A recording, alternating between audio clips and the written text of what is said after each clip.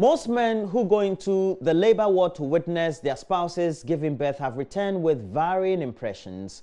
Well, while some faint, unable to bear the sight, others are scarred for life. For Kwabena Tijani John, a self-confessed serial wife beater, he vowed never to lay a finger on his wife again after watching her sister-in-law undergo a cesarean section. A visibly shaken Tijani has been sharing his experience with JoyNews' Jojo Kwabena. Here's Kwabena Tijani John, a resident of Panda in the northern region, making the great confession. I beat my wife. That was on 20th September 2017. I was from farm. When I came to the house, I told my wife to fetch water for me to bath. She did not. That she was doing it, another thing again. I decided to go and beat my wife. I beat. She was even pregnant. I beat and I used my leg when I was beaten. I used my leg again. That is the reason why I beat my wife. He had always come to believe that paying the bride price for the wife meant he owned her, which gave him the right to do as he pleases with her. We went and just took them as our wife, and what we did, we just think we have bought the women, and that make us not to show some kind of respect to them. We don't show some kind of respect to them.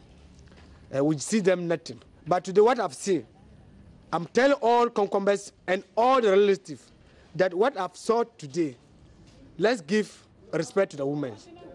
The women are suffering because of us. Let's respect the women.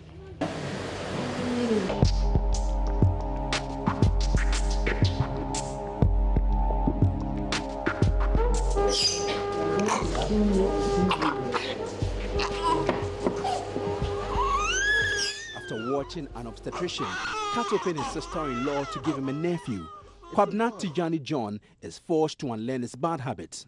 I'm very shocked. What I've seen today, what the doctor have did to the lady, I'm very shocked. Now that we give respect to our wife, from now, if I even been to my house, I will tell what I've saw, what the doctor is doing to the lady. We will give respect to them. But at first, we're not giving respect to them.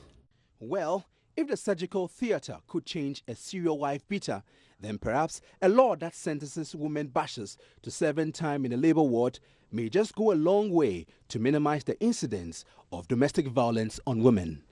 Jojo Kwabena, Joy News.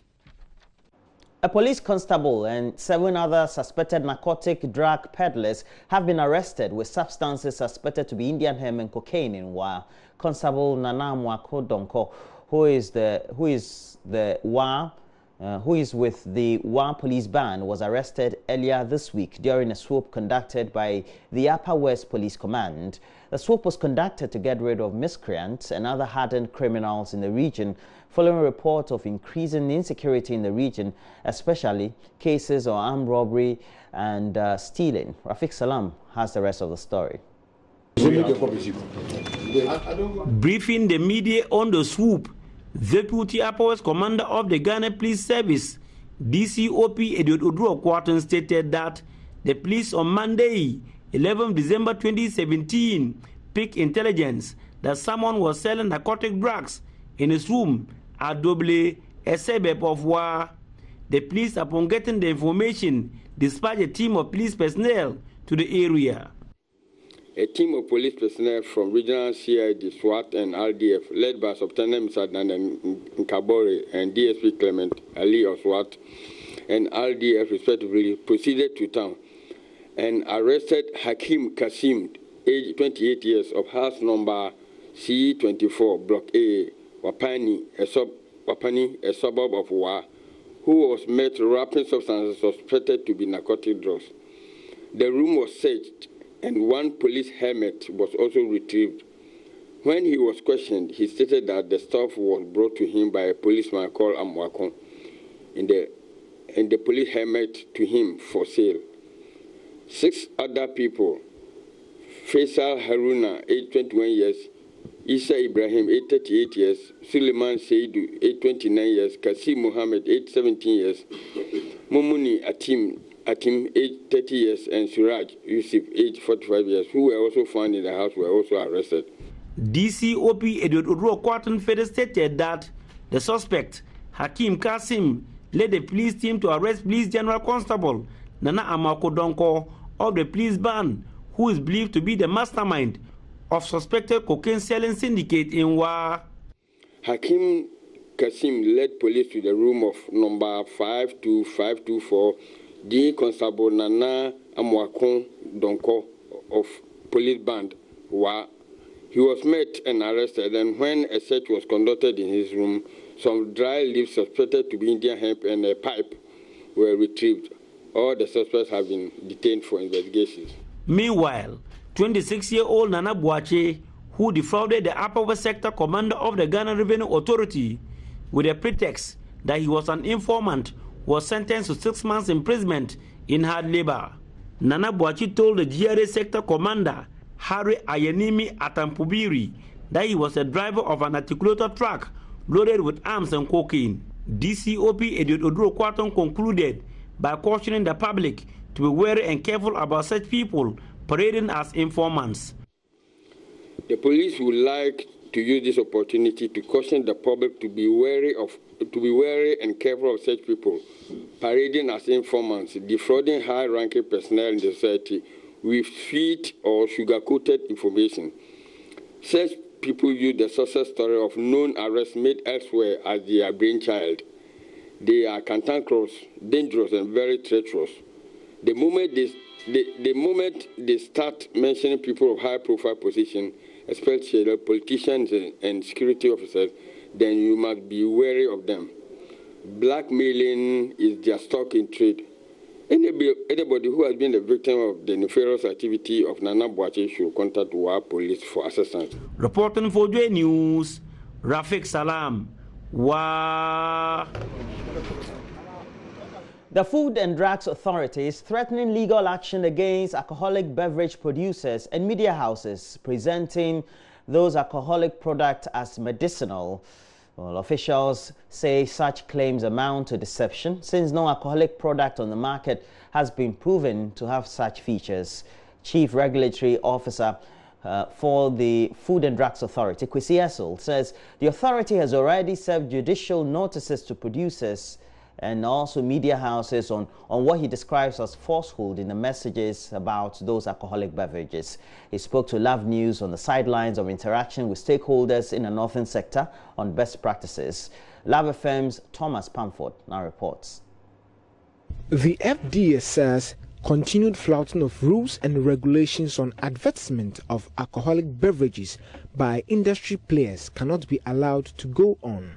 Mr. Essel says though adverts are screened before approval is given, unsubstantiated claims are added to promote them. He challenges producers to make available evidence of their claims to the FDA. What was the clinical condition of the person in the first place before the product was administered? And was it administered as a medicine or administered as a beverage? Okay, if it was administered as a medicine, let us know. We will give you the opportunity to test and prove yourself. But so long as you're unable to test and improve yourself, then whatever you are saying amounts to deception, amounts to claims that has not been substantiated. And that is the biggest wahala, or as we say it, that we have as an agency regarding this regulation of the alcoholic beverage industry. And so you came in as a beverage, sell it as a beverage. If you have any other evidence, present it to us and let us evaluate it and see. Mr. Essel also cautions producers against using flavors under the guise of herbs to deceive consumers. If you want to use flavors to produce your bitters, let your labels reflect as such. Otherwise, then do the needful. Okay, if you are not using plant materials, you can call it bitters. If it is chemicals that you are putting together, it becomes a flavored drink. Meanwhile, Ashanti Regional Manager of FDA, Nora Naki Telabi, urges the public to shun expired and improperly labeled products. But let's say that if you are a consumer, don't try anything you are not overly conversant with. We as FDA are in the market trying to ensure that whatever is on the market is a safe one. But if you have a particular product you use, don't take advantage of Christmas and say, I'm trying this new one, especially if you don't know it. And more important, if the label is not in English, If you cannot determine date is, label in Ghana we go with the Ghana labeling regulation. The first thing on it is that the label must be in English. There could be 1,000 other languages on the label if you can have space for them, but English must be there. Thomas Pamford reporting. The Ashanti Regional Police Commander, DCOP Kenny Abua, says his outfit won't tolerate people who give information just to divert attention. He says this has been one of the greatest bane to police investigations and operations. DCOP Abua gave this caution at the launch of Operation Father Christmas. We are also appealing to the general public that they should all assist us by providing information, credible information. People will give information just to divert our attention. We are not going to tolerate it. Give us credible information for us to move on it. People should feel free to give us information. The last one. And as part of preparations to ensure a crime-free Christmas, the command has deployed over 4,000 police personnel to patrol various localities in Kumasi and its environs. He says the police will mount temporary posts for quick responses to emergencies. We're going to put temporary police posts. You remember during the funeral of Asante Hima, we mounted police posts at some vantage points. Same thing is going to be done in some, so that people will quickly get access to the police and report. So the policemen. We're going to do it because there are some places we know definitely people will go there to do certain things. And then that is, if it is against the law, then we'll go there and then do it. So very soon we're going to do it, but I will not be able to tell you when it's going to take place. But we have gathered intelligence and then we're going to do that. Meanwhile, the Central Regional Police Command is charging police personnel deployed in the region to work during the Christmas festivities as if their whole lives depended on it. According to the Central Regional Police Commander, COP David Ampabenin, over 1,400 police personnel and others of the intelligence unit have been deployed to support the current strength of the police force in the region to clamp down on criminals. The Regional Police Commander disclosed this at a regional parade to start operations for the Christmas festivities.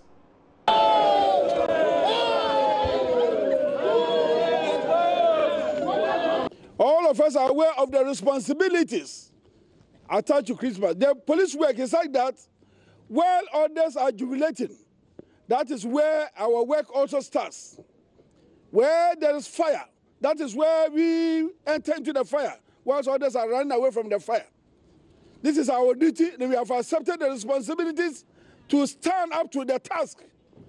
During Christmas, we experience a lot of pickpocketing, a lot of robbery, and a lot of road traffic accidents. All these infractions, we are aware. That is why we prepare ourselves adequately to face the challenges associated with the Christmas season. From today, we're going to cover every hook and cranny, wherever we have received intelligence about the hideouts of these criminals. In Central Region, our work is not difficult because all the map, all the hideouts of these criminals are within our reach. We have received all of them. So we are just going to punch the areas and grab all these people within these 2 or 3 weeks to the end of the year. I want all of you to shun malingering and work as if your whole life depends on this short period. We are going to exhibit to the world, or Ghana for that matter, the Central Regional Police. We are alive to our task. We are alive to our responsibilities.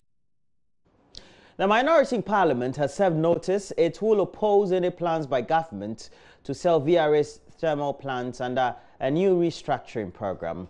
Minority Leader Harry Naidrisu says the move will not be in the interests of the country. He was speaking after Parliament approved a budget of about 900 million Ghana cedis for the ministry for 2018. Volta River Authority, Mr. Speaker, let me signal that we on this side will not support any sale of any asset of the Volta River Authority. We would not support it. It is not in the best national interest.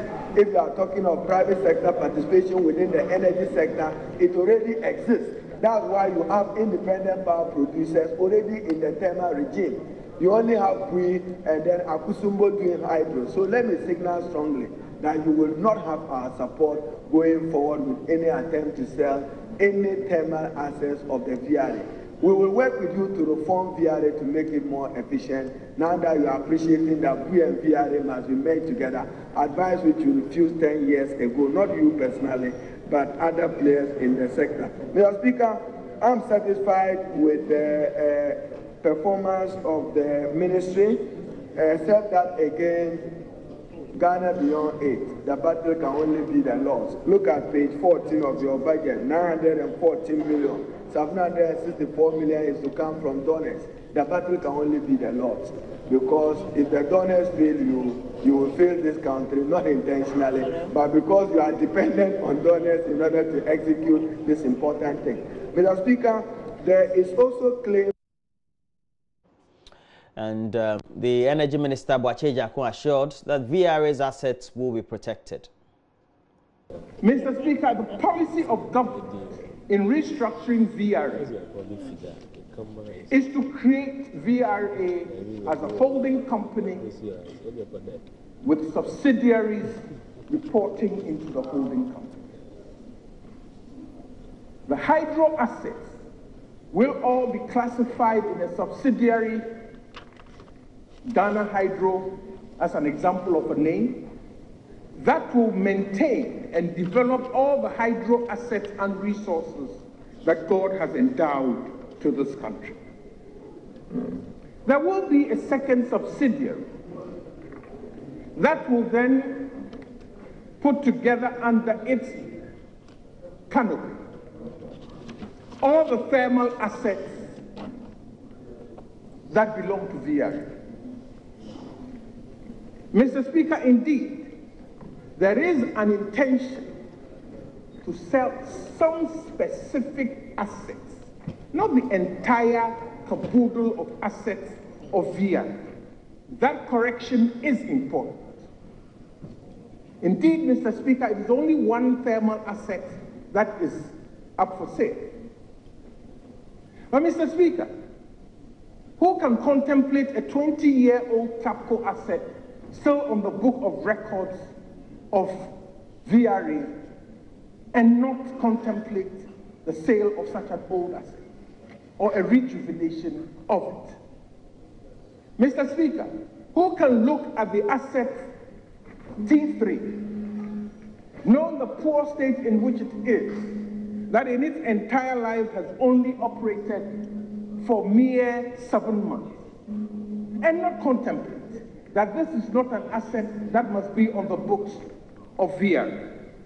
So indeed, Mr. Speaker, there is the need to look individually at the assets of VRA on the thermal side.